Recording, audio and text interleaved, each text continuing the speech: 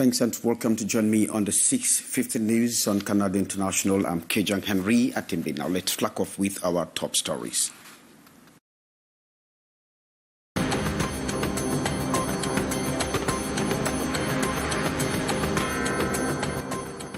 Four people killed in three separate incidents in two of Bamenda 3 subdivisions, amongst them three women who met their Waterloo from gunshots. Registration process of potential voters in the year 2024. At the close of the annual revision process, some 755,085 new eligible voters have been enrolled on the register. And back to school narrows down to 6 days. Parents in Cameroon's economic capital are our top stories. Canal International.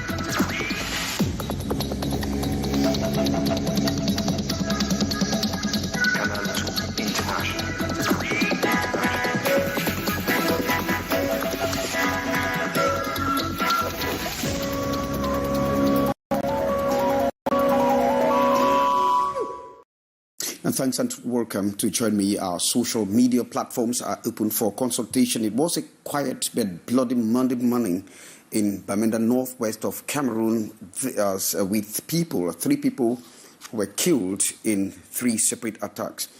And of course, that attack took place in Bamenda, in two of Bamenda 3 subdivision.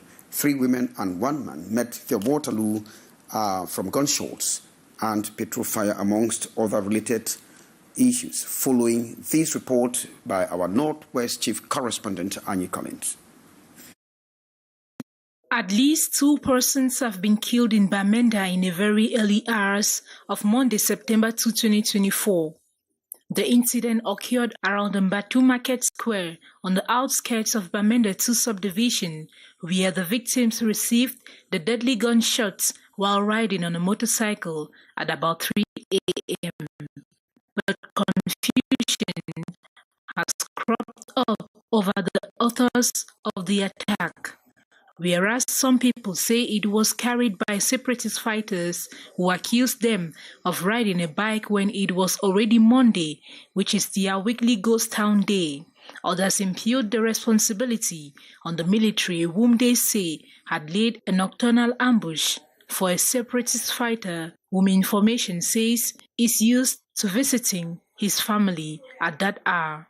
The bloody scene plunged villagers into a state of shock.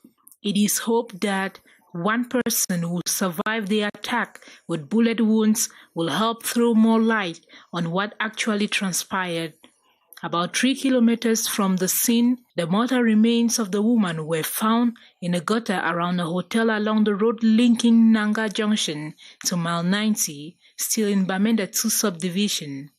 Passers-by who discovered the corpse on Monday say it was thanks to rainfall that had washed off part of the ground covering the corpse that they could see the hair and toes to decipher that it was a woman. Still on Monday, but this time at Mile 6 in Bamenda 3 subdivision, a young woman has reportedly died of fire burns after a man poured petrol and set fire on her hair following an alleged dispute over a parcel of land. The man, whom reports say is a welder by profession, has since the incident been on the run as investigations have been launched. Well, sorry for the poor quality of those pictures. As the 2024-25 academic year narrows to 6 days, parents in Cameroon's economic capital remain cautious but then optimistic of a smooth school year. Sherifa Salah tells us that this amid the challenges that they are facing. As the 2024-2025 academic year approaches, parents in Douala are continuously optimistic. They seek a smooth start, eager to overcome last year's challenges and skeptical about the single-numbered system in public secondary schools.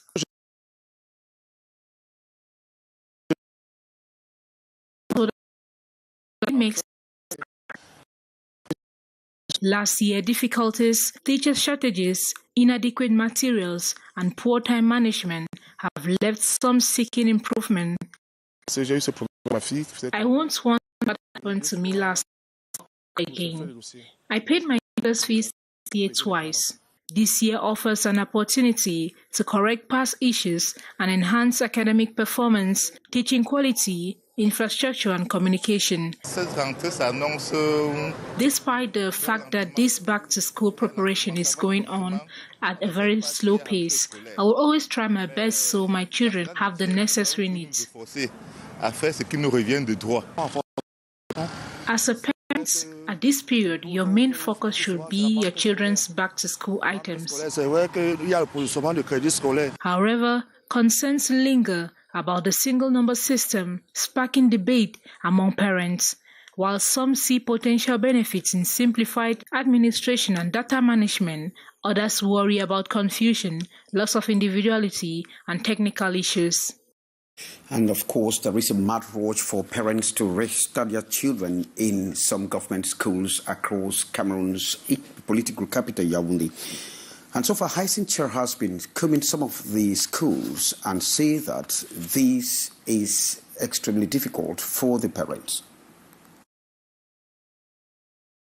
At the government bilingual high school Koletun Yaoundé, this Monday, September 2nd, the lines are long as parents queue up.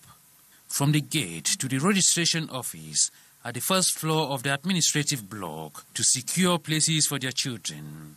Here, the procedure is clearly defined for the old students. Parents have to fill this information sheet, pay the PTA levy of 25,000 francs, before they are issued unique numbers for the payment of the school fees.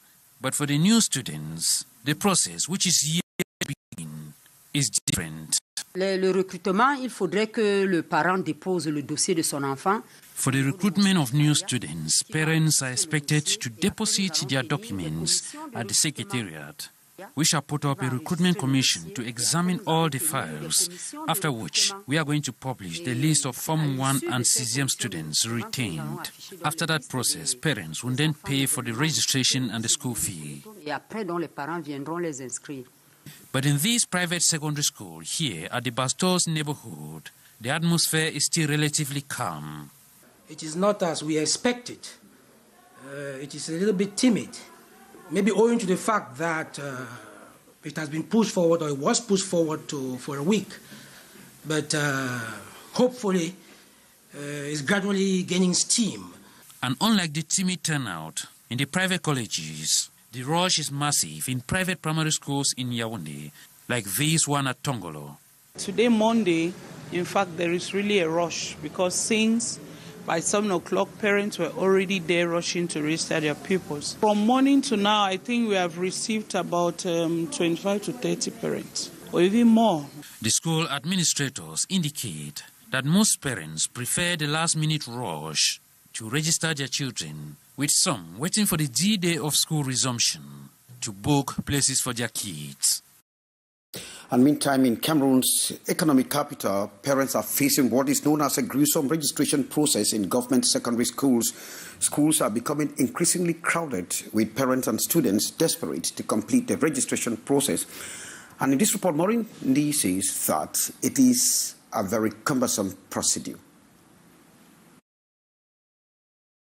The Cameroonian education system is set to implement several measures for the upcoming academic year, with one of the most significant being the introduction of a unique student identification number in secondary education. This new system, though intended to enhance the management of student records and streamline administrative processes, has left many anxious and overwhelmed as the first day of school draws near. On permet de circoncire déjà les effectifs dans les salles de classe et mieux contrôler les chefs d'établissement. The Ministry of Secondary Education has recognized the need for clarity regarding this new system. The unique identification number designed to follow each student throughout their educational journey is intended to simplify tracking and administration. However, the ministry acknowledges that both educators and parents require more guidance to adapt to this change effectively. Today, we are going to help everybody, especially those who are directly involved in that project, to follow up and see how they can help their students and the parents to integrate that process. I mean, the unique identifier for the students. In response, an educational sectoral meeting was convened in Douala, September 3, featuring a detailed review of these and other educational innovations.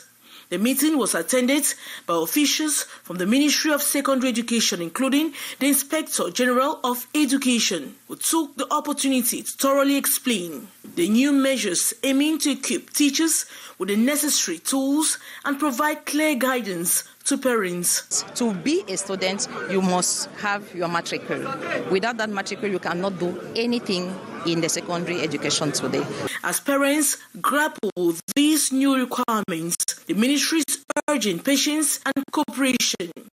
They emphasize it ultimately aims to enhance the educational experience for both students and educators across the country.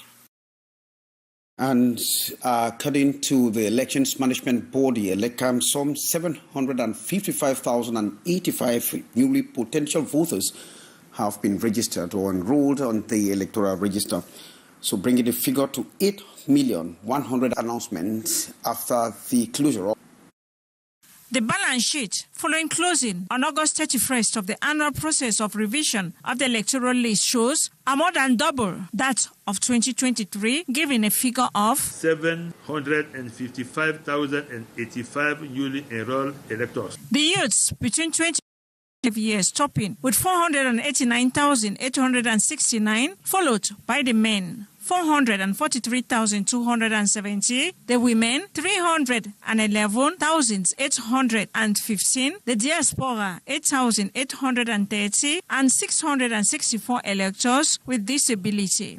Which give us total for this year 8,116,960 electors that pending the cleanup. Moving from 29,743 in 2022 to 368,119 in 2023, and now 755,085, Elecam lauds the efforts for the credible, transparent upward climb. Our system is inclusive. We are working with all stakeholders. We are working even if with the international organizations. The availability of voters' cards remains an issue of concern. Many voters have registered but not in possession of their cards for years now due to machine breakdown since 2020. In the middle of the month of October, we will launch the production of cards. We have took a very good machine which is for new generation. So I think that in some months, this problem of cards will be completely resolved. Before that, the cleaning and consolidation of the electoral register will begin, a process that consists of cleaning of double registration, removing voters' reported dead. This irregularity,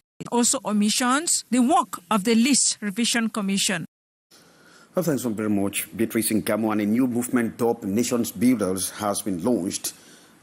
Headed by Barrister Michelle Doki, the four-man club actually faced the press this morning to roll out their plan of action, as we get in the following report. The Nation Builders movement presents itself as an organization that aims to occupy a vacant public space by bringing Cameroonians together around a common concern that transcends partisan divide.